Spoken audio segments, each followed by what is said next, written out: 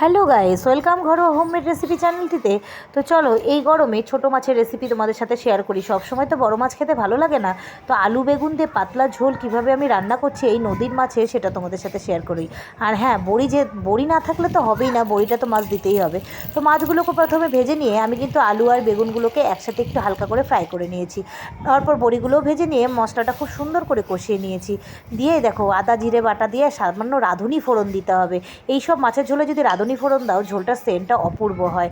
তারপরে দেখো ঝোলটা কষানো হয়ে গেলে আমি এই বড়িগুলোকে কিছুটা সেদ্ধ করে বাটির মধ্যে তুলে রাখলাম, নাহলে গলে যাবে। আর এদিকে ঝোলটাকে ফুটতে দিয়েছি। কেমন লাগছে বলো তো রান্নার রঙটি কেমন লাগছে? দুর্দান্ত লাগছে না? খেতে ইচ্ছা করছে না? লোভ হচ্ছে না যে না নিয়ে বসে পড়ি গরম ভাত?